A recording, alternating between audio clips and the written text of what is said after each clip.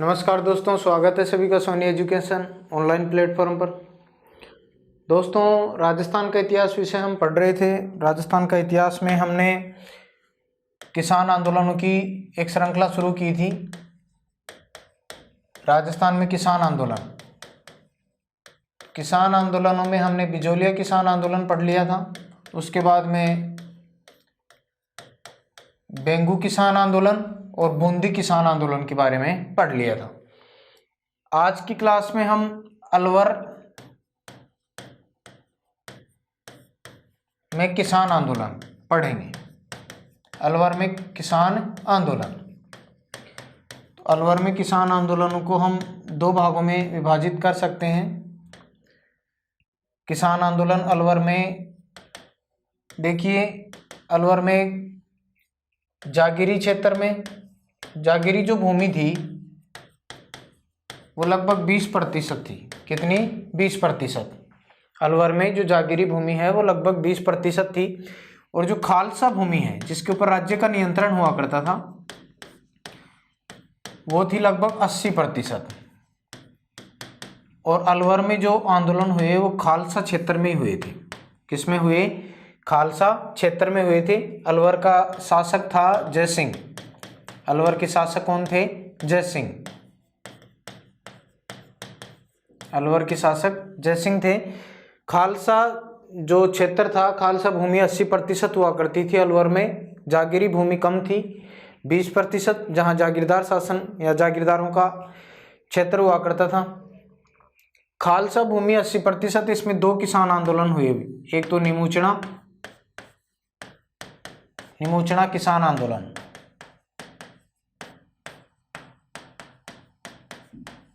ये हुआ 1924-25 में। और दूसरा हुआ मेव किसान आंदोलन। मेव किसान आंदोलन ये हुआ 1932 से 34 तक माने। तो अलवर के खालसा क्षेत्र में दो किसान आंदोलन हुए। निमोचना किसान आंदोलन 1924-25 में हुआ और मेव किसान आंदोलन 1932 से 34 तक हुआ। अब देखिए, ब्रिटिश पद्धति पर अलवर में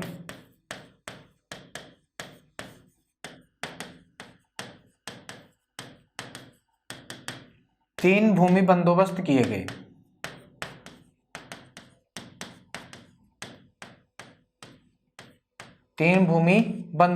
गए। अलवर में ब्रिटिश पद्धति पर तीन भूमि बंदोबस्त हुए। अलवर में कब कब हुए? तो पहला हुआ 1876 में, दूसरा हुआ 1900 ईस्वी में और तीसरा हुआ 1924 में। इस समय कर्नल पाउलेट थे। कर्नल पाउलेट के द्वारा पहला भूमि बंदोबस्त किया गया था अलवर में। दूसरा 1900 ईस्वी में डायर के द्वारा किया गया और 2400 ईस्वी में NL टिक्को के द्वारा किया गया। 1924 में, 2400 ईस्वी नहीं, 1924 में NL टिक्को के द्वारा अलवर में भूमि बंदोबस्त किया गया था। तो ध्यान रखें, अलवर में तीन भूमि बंदोबस्त किए गए ब्रिटिश पद्धति पर। 1876 में पाउलेट के द्वारा किया गया, 1900 ईस्वी में डायर के द्वारा किया गया, 1924 में NL टिक्को के द्वारा किया गया था। अब देखिए, ऊपर वाले दो ठीक थे, लेकिन जो तीसरा NL टिक्को के द्वारा किया गया, इसमें क्या किया गया कि 40% भूमि राजस्व बढ़ा दिया गया।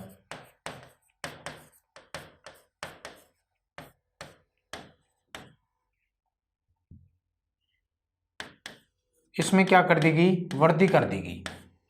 अलवर में 40% भूमि राजस्व में वृद्धि कर दी गई तीसरे भूमि बंदोबस्त में। और इसके अलावा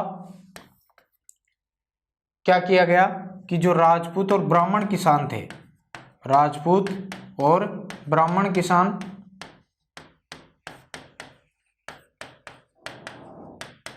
इन किसानों के क्या कर दिए गए? पहले विशेष अधिकार हुआ करते थे, इनको जमीन में विशेष सुविधाएं प्राप्त होती थी, तो विशेष अधिकार क्या कर दिए गए? समाप्त कर दिए गए। अब यहाँ पर राजपूत और ब्राह्मण किसानों के विशेष अधिकार समाप्त कर दिए। तो आपको पता है अलवर में जो निमोचना किसान आंदोलन हुआ था ये राजपूत किसानों द्वारा ही हुआ था। किसके द्वारा हुआ था? राजपूत किसानों द्वारा। राजपूत किसानों द्वारा। और ये हुआ था मेव किसानों द्वारा। मेव किसानों द्वारा। तो यहां पर जो तीसरा भूमि बंदोबस्त किया गया एनएल टिक्को के द्वारा, इसमें 40% भू राजस्व में वृद्धि कर दी गई और राजपूत और ब्राह्मण किसानों के जो विशेष अधिकार थे वो क्या कर दिए गए? समाप्त कर दिए गए। तो अलवर में फिर कौन सा किसान आंदोलन शुरू हुआ? निमोचना किसान आंदोलन क्या हो जाता है? शुरू होता है।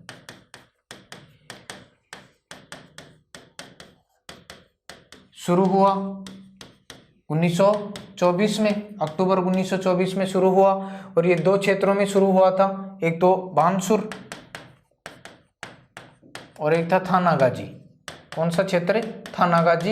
एक तो बानसूर और दूसरा थानागाजी। इन क्षेत्रों में अलवर में किसान आंदोलन या निमोचना किसान आंदोलन क्या हो गया? शुरू हो गया था। तो आप इसको निमोचना किसान आंदोलन बाद में कहें, पहले आप इसको केवल किसान आंदोलन ही कहें। किसान आंदोलन कब शुरू हुआ? 1924 में बानसूर और थानागाजी में। कब की बात है? अक्टूबर 1924 में हुआ था। अक्टूबर 1924 में किसके द्वारा? राजपूत किसानों द्वारा। राजपूत किसानों द्वारा। और यहाँ पर स्थानीय नेता ही थे ज्यादा। स्थानीय नेता जैसे माधो सिंह,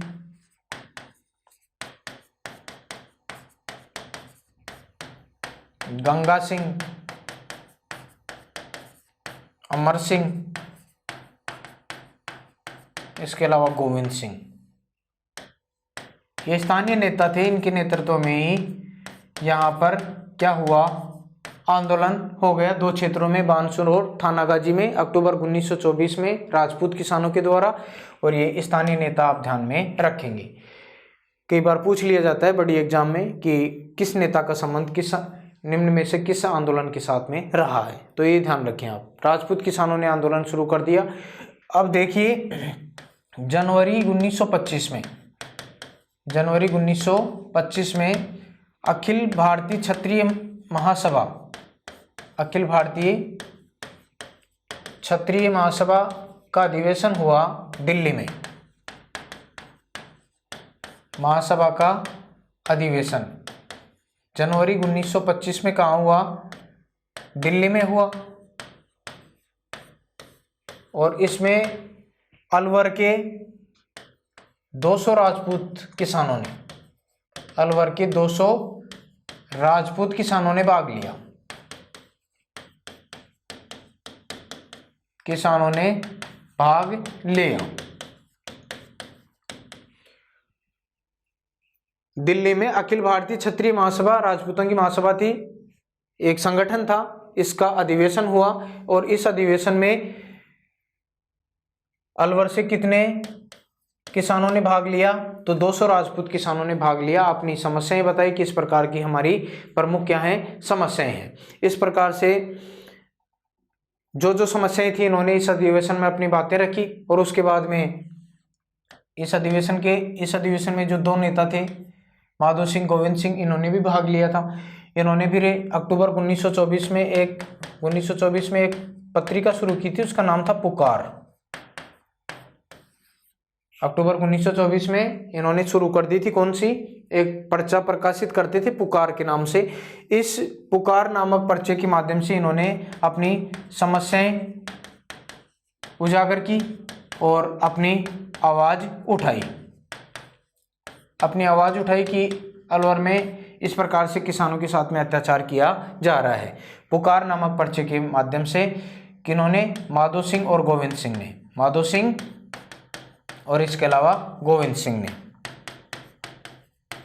इन्होंने ये पर्चा निकाला था। और इसके माध्यम से ही अलवर के किसानों की समस्याओं को के बारे में अवगत करवाया। किसानों की आवाज इस पुकार नामक पर्चे के माध्यम से इन्होंने उठाई थी। अलवर का राजा कौन था? जय सिंह। तो जय सिंह के सामने किसानों ने अपनी मांगे रखी। किसानों ने क्या रखी, अपनी मांगे रखी।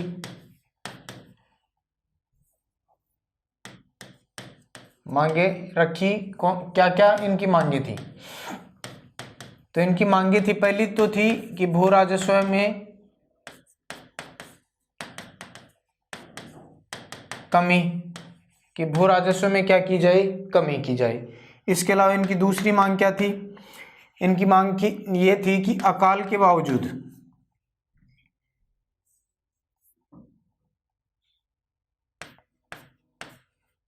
अकाल के बावजूद भूमि कर में वृद्धि, भूमि कर में क्या कर दी गई थी, वृद्धि कर दी गई थी। इसको क्या किया जाए, कम किया जाए, कि भू राजस्व में कमी करें। इसके अलावा अकाल में भी आप भू राजस्व में जो वृद्धि करते हैं उसमें क्या करें, कमी करें, इसमें कमी लाई जाए। इसके अलावा तीसरा, चराई कर समाप्त किया जाए। तीसरा कारण यह था कि क्या मांग रखी, चराई कर को क्या किया जाए, समाप्त किया जाए। इसके अलावा चौथा जो कारण था वो ये था कि बेगार क्या की जाए, समाप्त की जाए। बेगार जैसी समस्या है उसको, बेगार जो प्रथा है उसको क्या किया जाए, समाप्त किया जाए। और क्या मांग रखी कि माफी की भूमि पर, माफी की भूमि पर राज्य का कब्जा नहीं हो, राज्य का कब्जा नहीं होना चाहिए। इसके अलावा शिकार के लिए जो आरक्षित क्षेत्र है, मोस्ट है ये ध्यान रखेंगे, शिकार के लिए आरक्षित क्षेत्र जिनको कहा जाता है रोध, जहां पर जंगली सूअरों को पाला जाता था, तो रोधों को क्या किया जाए, समाप्त किया जाए, रोधों को समाप्त किया जाए। और इसके अलावा एक प्रमुख मांग ये भी ध्यान रख लें, जंगली सूअरों को मारने की अनुमति दी जाए, रोधों को समाप्त किया जाए। या इसी में ध्यान रख लें आप, शिकार के लिए जो आरक्षित क्षेत्र होता है उसको रोध कहा जाता है। यहाँ पर जंगली सूअरों को पाला जाता था, जिनका राजा लोग क्या किया करते थे, शिकार किया करते थे। तो इन रोधों में जंगली सूअर पाले जाते थे, उनको कहने का मतलब चरने की पूरी तरह से क्या छूट दे रखी थी। किसानों की फसलों को ये सूअर क्या कर देते थे, नष्ट कर दिया करते थे। तो किसानों ने अपनी मांग रख दी कि रोधों को समाप्त करें, जंगली सूअरों को मारा जाए, जितना हो सके उनको, रोधों को कम किया जाए। और इसके अलावा एक जो प्रमुख मांग थी वो ये भी थी कि सरकारी प्रयोजन के लिए या राजकीय प्रयोजन के लिए जो भूमि है, राजकीय प्रयोजन हेतु काम में ली गई भूमि, इसका क्या मिले, मुआवजा मिले। ये कुछ प्रमुख मांगे थी अलवर के किसान आंदोलन से संबंधित। किसानों ने अलवर के शासक जय सिंह के सामने अपनी मांगे रखी, क्योंकि जो आंदोलन था वो खालसा क्षेत्रों में हुआ था कि भू राजस्व में कमी करें, अकाल के बावजूद आपने जो वृद्धि की है उसको कम करें, भू राजस्व में चराई कर समाप्त करें, बेगार को समाप्त किया जाए, माफी की भूमि पर कब्जा नहीं हो, इसके अलावा रोधों को समाप्त किया जाना चाहिए, जंगली सूअरों को मारने की अनुमति दी जाए, राजकीय प्रयोजन हेतु जो भूमि काम में ली गई है वो किसानों को लौटाई जाए या उसका मुआवजा दिया जाना चाहिए।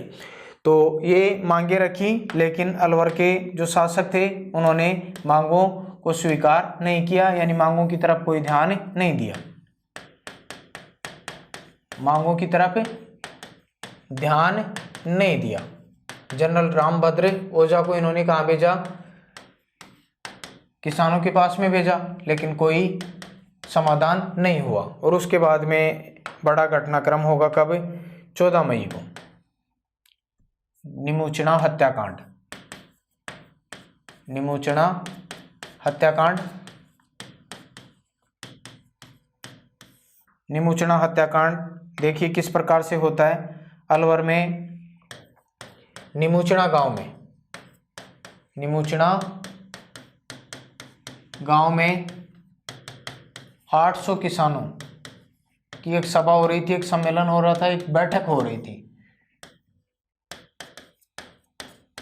अलवर के निमुचना गांव में 800 किसानों का एक सम्मेलन हो रहा था। किसानों ने अपनी मांगे रखी अलवर के शासक के समक्ष। अलवर के शासक ने इन मांगों की तरफ कोई ध्यान नहीं दिया। जनरल राम भद्रोजा को 7 मई 1925 को भेजा था, लेकिन किसी भी प्रकार का कोई समाधान नहीं हुआ।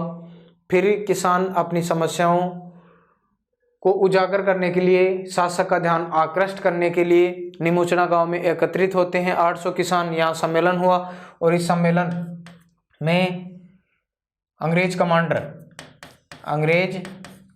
कमांडर छाजू सिंह ने गोलियां चला दी। छाजू सिंह ने क्या चलाई? गोलीबारी कर दी या गोलियां चला दी। और इस गोलीबारी में 156 किसान शहीद हो गए और 39 लोगों को गिरफ्तार कर लिया गया।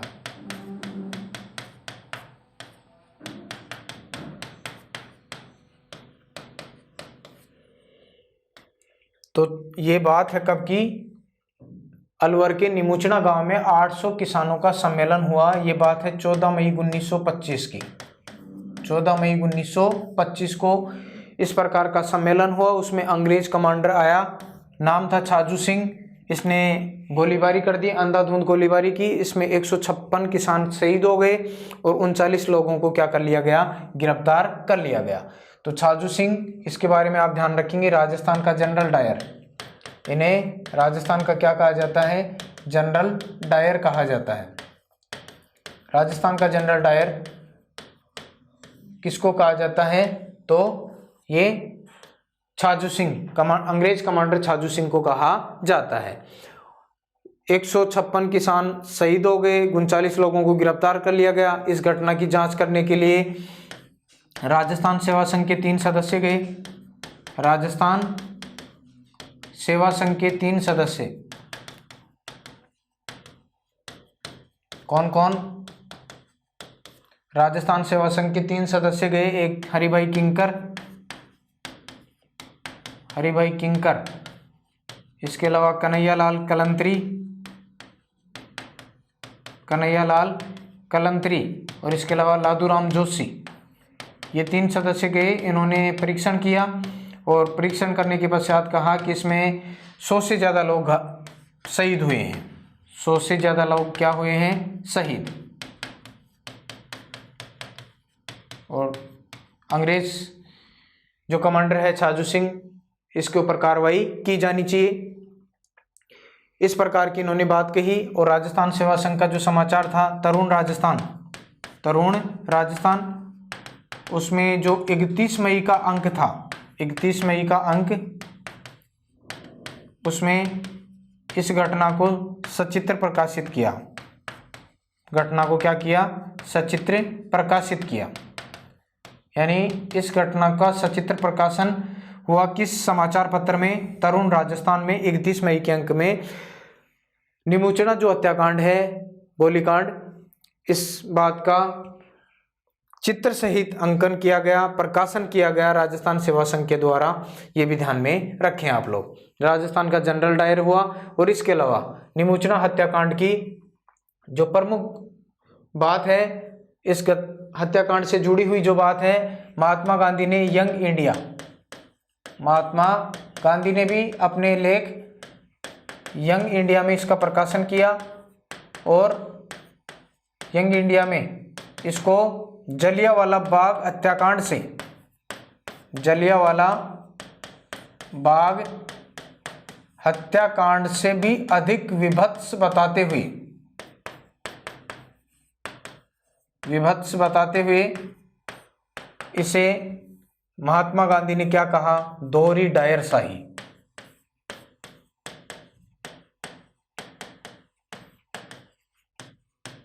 डेरिज्म, डबल डिस्टिल्ड की संज्ञा दी थी महात्मा गांधी ने निमुचना कांड को, निमुचना गांव में जो हत्याकांड हुआ उसके बारे में। महात्मा गांधी ने यंग इंडिया में लेख लिखते हुए कहा था कि ये जलियांवाला बाग हत्याकांड से भी विभत्स है और इसको किसकी संज्ञा दी, दोहरी डायर शाही की संज्ञा दी थी किसने, महात्मा गांधी ने। डेरिज्म डबल डिस्टिल्ड की संज्ञा दी थी और तरुण राजस्थान ने इस घटना को सचित्र प्रकाशित किया था। राजस्थान सेवा संघ ने इसकी जांच के लिए 3 लोगों को भेजा था और उन्होंने बताया कि इसमें 100 से ज़्यादा लोग क्या हुए हैं, शहीद हुए हैं। और दिल्ली से एक समाचार पत्र आता था रियासती,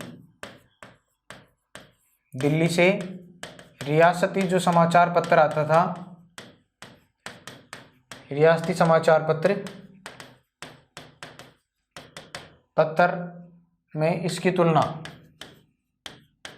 निमोचना जो कांड हुआ इसकी तुलना जलियांवाला बाग हत्याकांड से की, जलियांवाला बाग हत्याकांड से।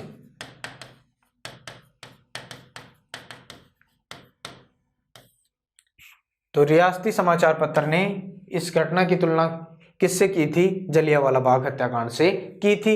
इसके अलावा और बात करें तो सरदार वल्लभ भाई पटेल ने, सरदार वल्लभ भाई पटेल ने इस समय ये बम्बई में किसी अधिवेशन में गए हुए थे, तो सरदार पटेल ने बम्बई में इस घटना की सार्वजनिक रूप से निंदा की थी, सार्वजनिक रूप से क्या की, निंदा की। किस प्रकार का घटनाक्रम की निंदा की जाती है, सरदार पटेल ने बंबई से इस घटना की यानी निमोचना जो कांड थे उसकी क्या की थी, निंदा की थी। इसके अलावा BM भरूचा ने इसको इसके बारे में कहा कि अलवर के शासक को रूसी क्रांति को याद रखना चाहिए।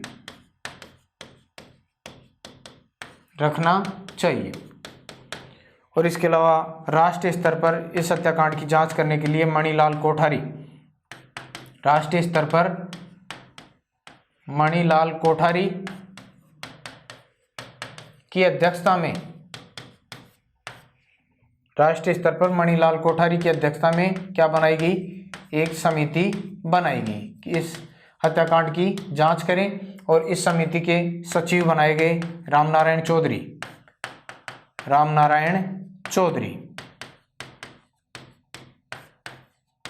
चौधरी इसके सचिव बनाए गए। और रामनारायण चौधरी ने सर्वप्रथम जो निमोचना गांव में हत्याकांड हुआ था इसको सबसे पहले निमोचना हत्याकांड की संज्ञा दी थी, हत्याकांड की क्या दी, संज्ञा दी। ये बात ध्यान में रखनी है। और उसके बाद में अलवर के शासक जय सिंह ने इसकी जांच के लिए फिर एक आयोग बनाया।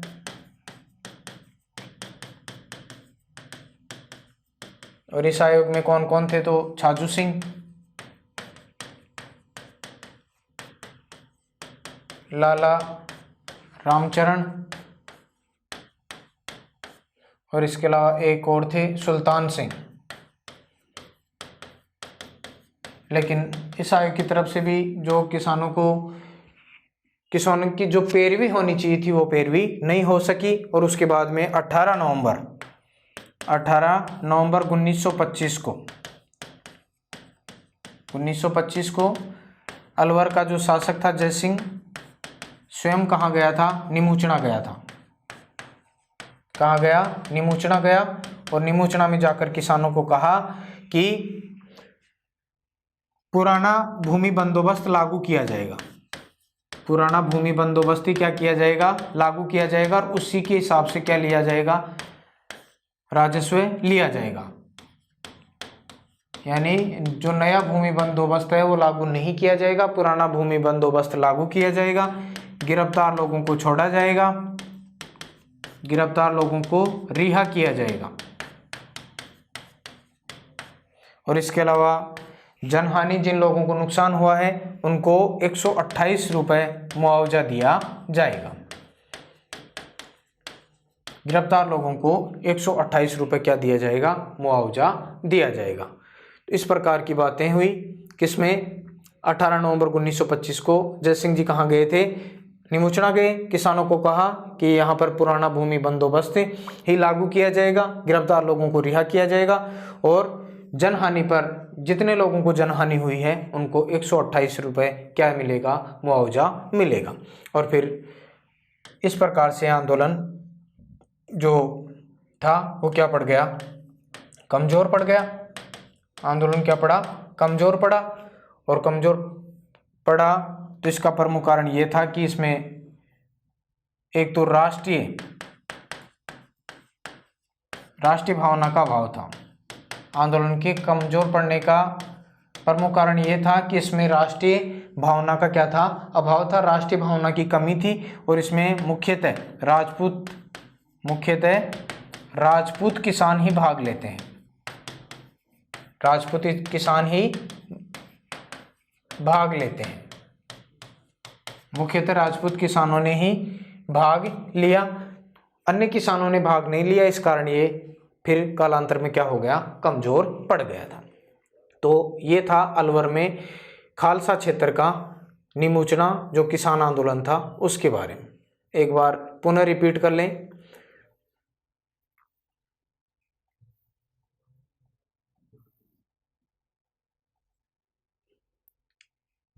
अलवर का किसान आंदोलन हम पढ़ रहे थे। अलवर के शासक जय सिंह जी हैं।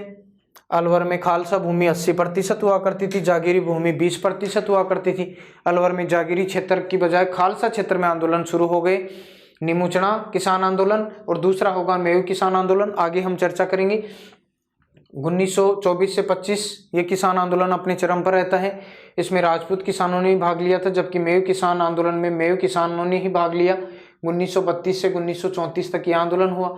निमुचना किसान आंदोलन की बात करें तो अलवर के जागीरी क्षेत्रों में, ये खालसा क्षेत्रों में ब्रिटिश पद्धति पर 3 भूमि बंदोबस्त किए गए थे। पहला 1876 में पाउलेट ने किया, दूसरा 1900 में डायर ने और तीसरा 1924 में NL टिक्को के द्वारा किया गया था।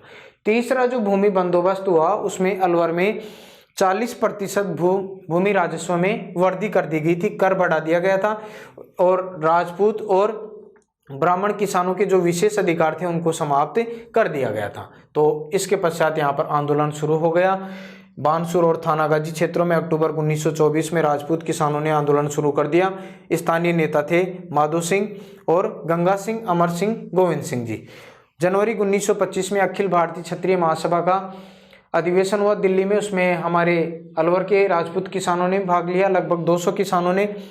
और माधो सिंह जी और गोविंद सिंह जी जो पत्रिका या पर्चा प्रकाशित करते थे पुकार नामक, उसमें किसानों की समस्याएं लिखी, किसानों की आवाज़ उठाई और अलवर के किसानों के सामने अपनी मांगे रखी कि भू राजस्व में कमी करें, अकाल के बावजूद भूमि कर में वृद्धि नहीं करें, चराई कर को समाप्त करें, बेगार को समाप्त करें, माफी की भूमि पर कब्जा नहीं होना चाहिए और शिकार के लिए जो आरक्षित क्षेत्र हैं रोध उनको समाप्त करके जंगली सूरों को मारने की अनुमति दी जानी चाहिए। राज्य के प्रयोजन हेतु काम में ली गई भूमि का मुआवजा मिले या भूमि वापस मिले। और इसकी तरफ यहाँ के शासक ने ज़्यादा ध्यान नहीं दिया। और उसके बाद में अलवर के निमुचना गांव में 800 किसानों का एक बड़ा सम्मेलन हुआ। 14 मई 1925 को सीता देवी नामक एक महिला ने भी इस सम्मेलन में किसानों को संबोधित किया था कि हम किसी भी कीमत में लगान या कर रियासत को नहीं देंगे। फिर इस सम्मेलन में अंग्रेज कमांडर छाजू सिंह के नेतृत्व में सैनिकों ने अंधाधुंध गोलीबारी की। इसमें 156 किसान शहीद हो गए, 39 लोगों को गिरफ्तार किया गया था। राजस्थान का जनरल डायर कहलाता है कैप्टन ये अंग्रेज कमांडर छाजू सिंह। इस घटना की जांच करने के लिए राजस्थान सेवा संघ के 3 सदस्य इसमें गए। तरुण राजस्थान ने 31 मई के अंक में इस घटना का सचित्र प्रकाशन किया और महात्मा गांधी ने यंग इंडिया में लेख लिखते हुए जालियांवाला बाग हत्याकांड से भी इस हत्याकांड को विभत्स बताते हुए इसको दोहरी डायरशाही की संज्ञा दी थी। डेरिज्म, डबल डिस्टिल इसको कहा गांधी जी ने।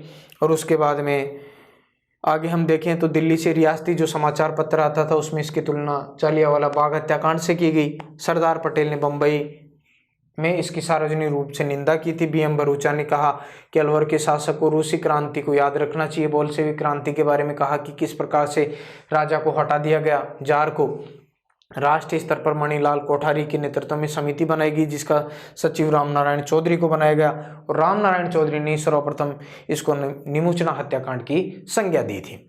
और इस हत्याकांड की जांच करने के लिए छाजू सिंह, लाला रामचरण और सुल्तान सिंह के नेतृत्व में एक आयोग बनाया गया था, जिनके द्वारा जो विशेष रियायतें किसानों को मिलनी चाहिए थी वो नहीं मिली। 18 नवंबर 1925 को जयसिंह जी खुद निमुचना गए, पुराना भूमि बंदोबस्त लागू करने की घोषणा कर दी, गिरफ्तार लोगों को छोड़ने की घोषणा कर दी कि और जनहानि पर जितने लोगों को नुकसान हुआ है उसको 128 रुपये मुआवजा मिलेगा। इस प्रकार से आंदोलन क्या हो गया, कमज़ोर पड़ गया था। इसका प्रमुख कारण, आंदोलन के कमज़ोर पड़ने का प्रमुख कारण ये रहा कि राष्ट्रीय भावना की इसमें कमी थी और मुख्य रूप से इसमें राजपूत किसान ही भाग लेते हैं, अन्य किसानों ने भाग नहीं लिया था। ये था आपका निमुचना किसान आंदोलन। उसके बाद में आता है अलवर में मेव किसान आंदोलन। मेव किसान आंदोलन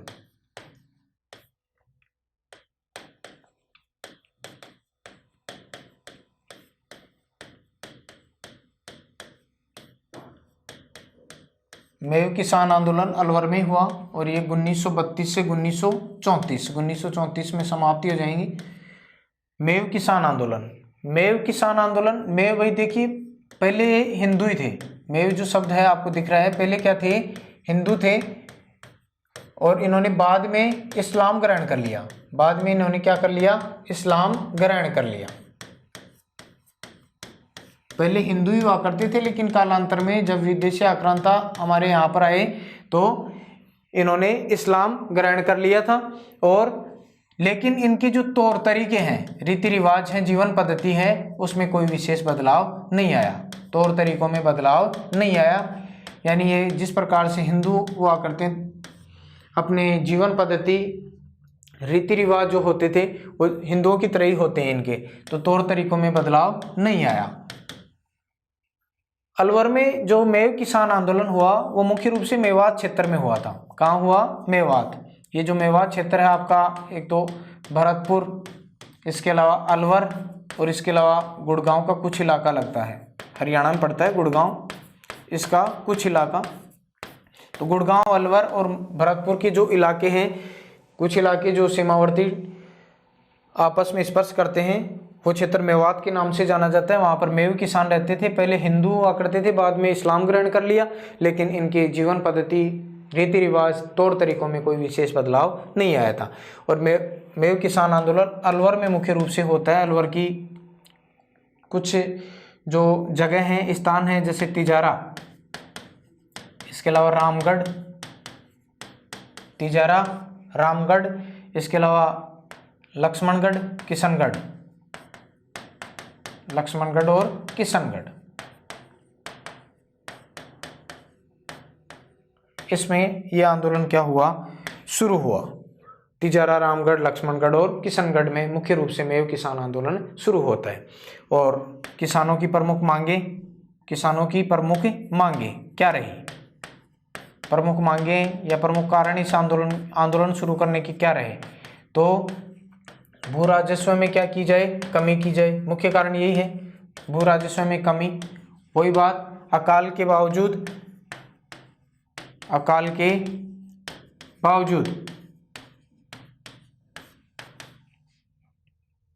भू राजस्व में जो वर्दी थी उसको क्या किया जाए, कमी की, इसमें कमी लाई जाए। अकाल के बावजूद यहाँ भू राजस्व में वृद्धि हो गई थी, उसको कम किया जाए, भू राजस्व में कमी की जाए। इसके अलावा बेगार समाप्त की जाए। इसके अलावा और जो बात है, आयात निर्यात कर, कि जो राज्य से बाहर सामान जाता है, जो राज्य के अंदर कोई भी वस्तु आती है, उस कर में क्या करें, कमी करें। इसमें जो वृद्धि है उसको कम किया जाए। और इसके अलावा रोधों को समाप्त किया जाए, जंगली रोधों को क्या किया जाए, समाप्त किया जाए। और इसके अलावा इन्होंने इस प्रमुख मांग ये भी रखी कि सरकारी प्रयोजन सरकारी प्रयोजन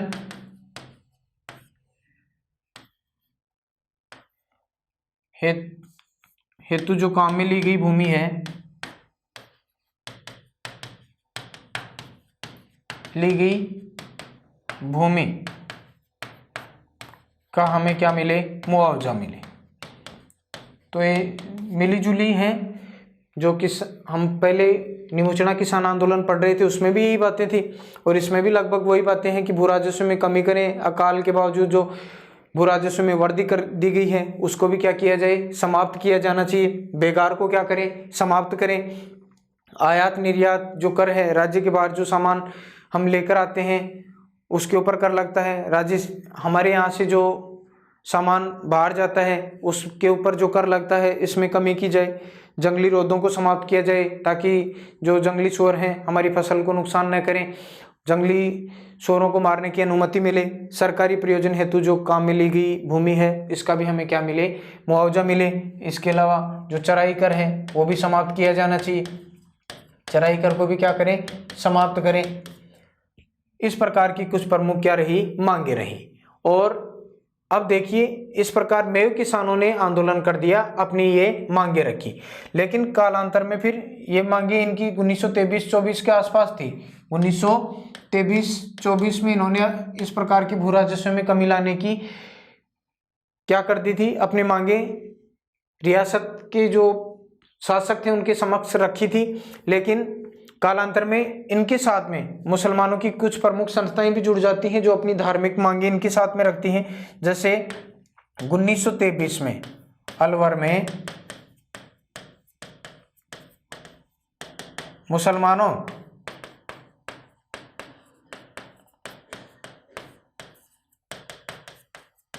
सामाजिक सुधार के लिए कुछ संस्थाएं बनी।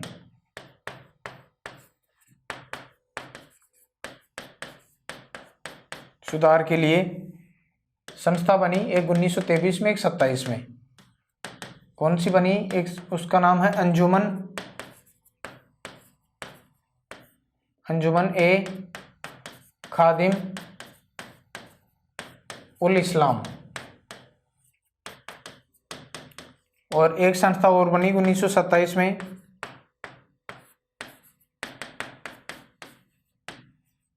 जमीयत तबलीग उल इस्लाम। तो मुसलमानों में सामाजिक सुधार के लिए अलवर में कुछ संस्थाएं बनी थी। 1923 में बनी अंजुमन खादिम उल इस्लाम और 1927 में बनी जमीयत तबलीग उल इस्लाम। तबलीगी जमात, जिसको काफ़ी शुरुआत में जब कोरोना इफेक्ट आया था तो दिल्ली में इस तबलीगी जमात के बारे में आपने सुना होगा, काफ़ी ज़्यादा चर्चा में रही थी। तो इस प्रकार की संस्थाएं बनी जिन्होंने इस आंदोलन से जुड़कर अपनी कुछ धार्मिक मांगे रखी। अपनी ये यानी यह संस्थाएं भी इन आंदोलनों से जुड़ गई और इन्होंने भी अपनी क्या रखी, धार्मिक मांगे रखी।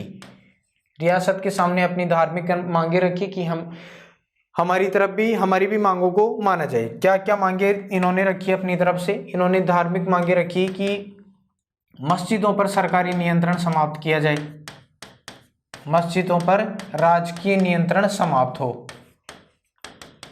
मस्जिदों पर राजकीय नियंत्रण क्या किया जाना चाहिए, समाप्त किया जाना चाहिए। इन्होंने अपनी मांग रख दी। इसके अलावा और क्या मांगे रखी? अलवर में उर्दू भाषा को बढ़ावा दिया जाना चाहिए, उर्दू भाषा को क्या मिले, बढ़ावा मिलना चाहिए। और क्या मांगे रखी? मुसलमानों को नौकरियों में स्थान दिया जाए, मुसलमानों को सरकारी नौकरी में क्या मिले, स्थान मिले, यानी सरकारी नौकरियों में मुसलमानों को स्थान दिया जाना चाहिए। और इसके अलावा इन्होंने जो प्रमुख मांग रखी वो रखी कि मुसलमानों के लिए अलग से स्कूल खोले जाएं, स्कूल खोले जाएं। इस प्रकार की बातें हुई। ये दो संस्था हैं अलवर में मुसलमानों में सामाजिक सुधार के लिए बनी थी। तो कालांतर में इन्होंने भी मौका देकर अपनी धार्मिक मांगे, ये इस आंदोलन से संस्थाएं जुड़ी, अपनी धार्मिक मांगे रखी कि मस्जिदों पर राजकीय नियंत्रण समाप्त हो, उर्दू भाषा को बढ़ावा मिलेगा, सरकारी नौकरियों में मुसलमानों को महत्व मिलना चाहिए, स्थान दिया जाना चाहिए, और मुसलमानों के लिए अलग से स्कूल खोले जाने चाहिए। तो इस प्रकार की जब बातें हुई तो ये एक प्रकार से आंदोलन क्या हो गया भाई, कम्युनल हो गया, सांप्रदायिक रूप धारण कर लेता है। आंदोलन क्या हो गया, सांप्रदायिक हो गया। और फिर आंदोलन का नेतृत्व किसने किया, आंदोलन का नेतृत्व 1932 में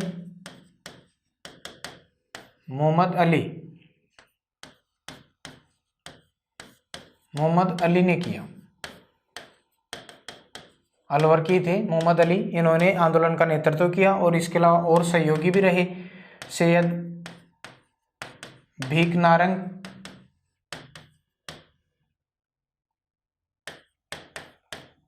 अम्बाला के थे, गुड़गांव के यासिन खां,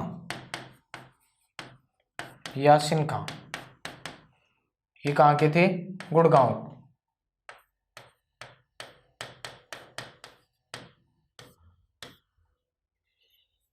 तो आंदोलन हुआ किसानों का, मेयो किसानों का 1932 में। मोहम्मद अली जो अलवर के नेता थे, इन्होंने इसका नेतृत्व किया। सैयद भीखनारंग जो अम्बाला के नेता थे वो भी इससे जुड़े, और यासिन खां जो गुड़गांव के थे वो भी इसमें अपनी भागीदारी निभाते हैं। और इन्होंने काउंसिल ऑफ इस्लाम का गठन किया। किसका गठन किया, काउंसिल ऑफ इस्लाम का गठन कर लिया, काउंसिल उल इस्लाम का क्या किया, गठन किया। और जब कालांतर में ये आंदोलन सांप्रदायिक हो गया, क्योंकि इन्होंने धार्मिक मांगे रखी थी अपनी, आंदोलन क्या हो गया, सांप्रदायिक। जब आंदोलन सांप्रदायिक हो गया तो सांप्रदायिक होने पर अलवर के जो शासक थे जय सिंह जी, इन्होंने एक क्या बनाया, आयोग बनाया, एक आयोग गठित कर दिया।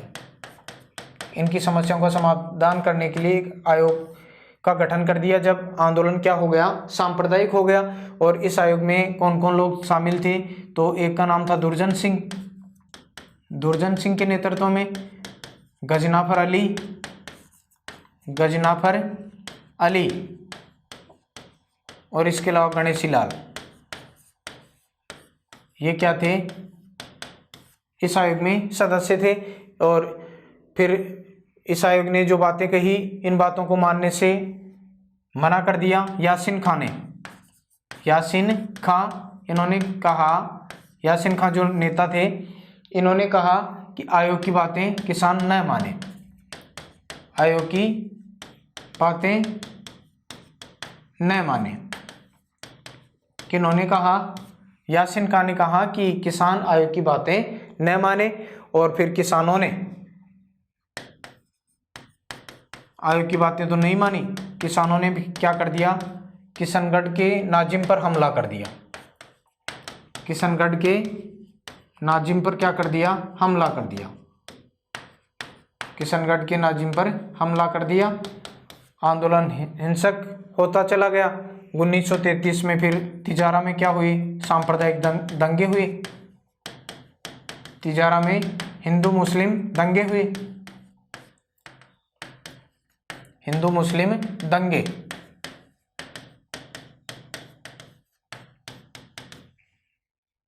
उन्नीस में तिजारा में हिंदू मुस्लिम दंगे हो गए। और दंगों के बाद में ब्रिटिश सरकार ने 1933 में जय सिंह जी को पद से निष्कासित कर दिया। अलवर का शासक था, जय सिंह को क्या कर दिया, निष्कासित कर दिया। और जय सिंह फिर चले गए कहाँ पर, पेरिस। और पेरिस में फिर 1937 में इनकी क्या हो गई थी, मृत्यु हो गई। इनके स्थान पर फिर तेज सिंह को शासक बनाया गया। और अलवर का निष्कासित करने के बाद में अलवर का नया दीवान बनाया गया, मिस्टर वाइलिया। अलवर का दीवान किसको बनाया गया, मिस्टर वाइलिया को बनाया गया। अलवर का नया दीवान बनाया गया मिस्टर वाइलिया, और वाइलिया ने फिर मेवात क्षेत्र के लिए कुछ रियायतें यानी कुछ छूट दे दी। क्या रियायतें दी? तो इन्होंने कहा मिस्टर वाइलिया ने कि मेवात क्षेत्र के लिए विशेष अधिकारी की नियुक्ति की जाएगी जो यहाँ की समस्याओं की निगरानी करेगा।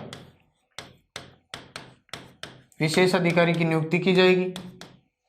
इसके अलावा लगान में कमी कर दी, लाग भाग कम कर दिया, लाग भाग क्या कर दिया? कम कर दिया, और रोदों की संख्या कम कर दी। रोदों की संख्या क्या कर दी? कम कर दी। इस प्रकार का घटनाक्रम हुआ तो 1934 में आंदोलन क्या हो गया? मेव किसान आंदोलन समाप्त हो गया।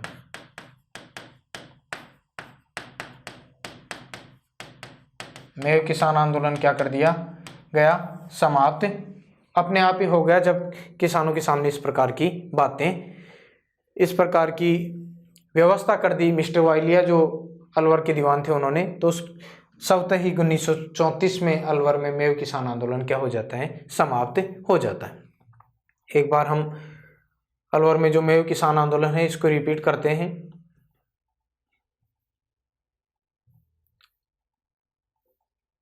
अलवर में जो मेव किसान आंदोलन है 1932 से 1934 में हुआ, और अलवर का मेव किसान आंदोलन मेवात क्षेत्र में हुआ। गुड़गांव, अलवर, भरतपुर का जो सीमावर्ती क्षेत्र है वो मेवात के नाम से जाना जाता है। मेवात इसलिए नाम पड़ा कि यहाँ मेव किसान रहते हैं। मेव पहले हिंदू थे, बाद में इन्होंने इस्लाम धर्म ग्रहण कर लिया था, अपना लिया, लेकिन इनके तौर तरीकों में कोई विशेष बदलाव नहीं आया।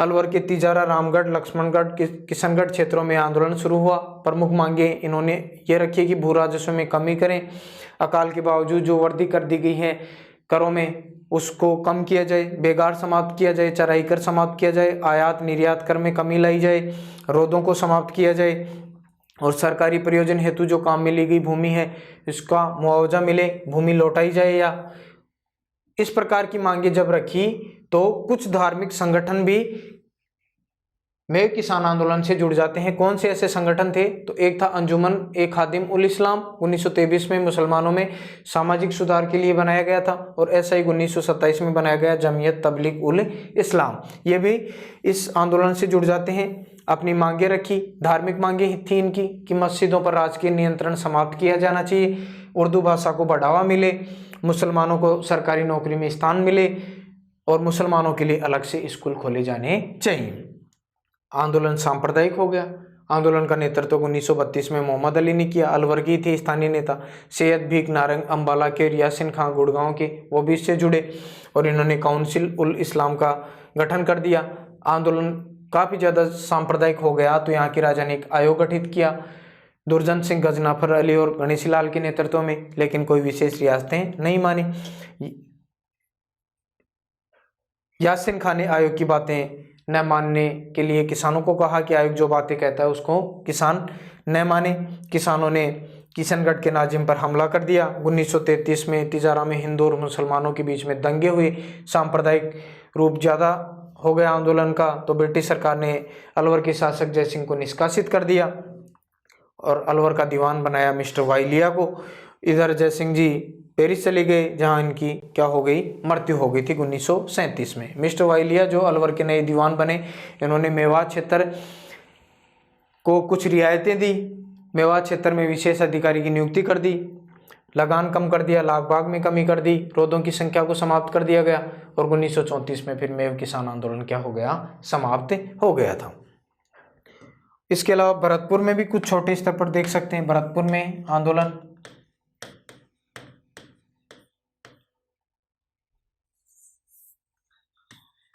भरतपुर में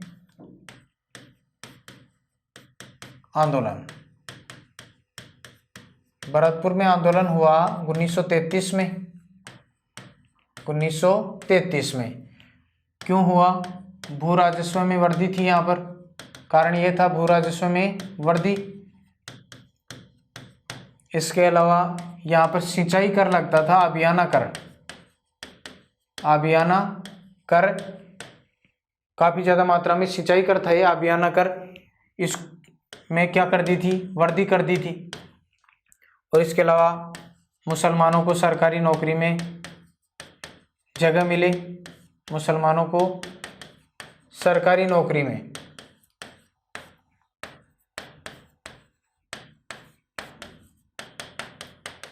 इस प्रकार की मांगे थी इनकी। इस कारण से भरतपुर में जो आंदोलन हुआ 1933 में वो यही था कि भू राजस्व में वृद्धि यहाँ पर काफ़ी थी, आबियाना कर जो सिंचाई कर लगता था उसमें वृद्धि कर दी गई थी, मुसलमानों को सरकारी नौकरी में क्या मिले, स्थान मिले, जगह मिले, ये इनकी प्रमुख क्या थी, मांगे थी। फिर यह आंदोलन हुआ तो ये मांगे उठाई किसानों ने, फिर कालांतर में इनकी मांगे धीरे धीरे क्या, मांगे मान ली थी, मांगे मानी। और मांगे मानने के बाद में कहा कि रबी की फसल में, रबी की फसल में जो भू राजस्व है उसमें कमी की जाएगी, भू राजस्व में क्या की जाएगी, कमी की जाएगी, ये इनको आश्वासन दिया गया। तो उसके बाद में धीरे धीरे आंदोलन क्या हो गया, कमजोर पड़ गया। और भरतपुर के ये यहाँ जो एक व्यक्ति थे काजी अजीजुद्दीन, अतिरिक्त जिलाधीश थे काजी अजीजुद्दीन बिलग्रामी, बिलग्रामी, इनको राज्य काउंसिल में सदस्य बना दिया गया, राज्य काउंसिल में क्या बना दिया गया, सदस्य, राज्य काउंसिल में सदस्य बना दिया गया। और इनके नेतृत्व में एक समिति, नेतृत्व में क्या बनाई गई, एक समिति बनाई गई। और इस समिति की सिफारिश के आधार पर भरतपुर राज्य में क्या कर दिए गए, सुधार कर दिए गए, भरतपुर में क्या कर दिए गए, सुधार कर दिए गए।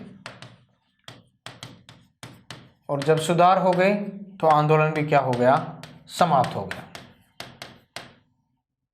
आंदोलन क्या हो गया, समाप्त हो गया। तो ये था भरतपुर में आंदोलन।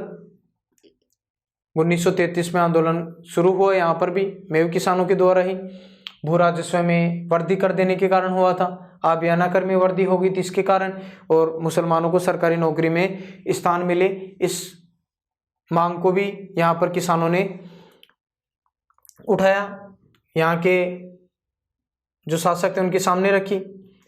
1933 में इस प्रकार का जो घटनाक्रम हुआ, आंदोलन शुरू हुआ, तो फिर आगे जाकर यहाँ किसानों की मांगे मान ली गई। रबी की फसल में आश्वासन दिया गया किसानों को कि रबी की फसल में भू राजस्व में क्या की जाएगी, कमी की जाएगी। और भरतपुर के जो अतिरिक्त जिलाधीश थे काजी अजीजुद्दीन बिलग्रामी, इनको राज्य काउंसिल में क्या बना दिया गया, सदस्य बना दिया गया।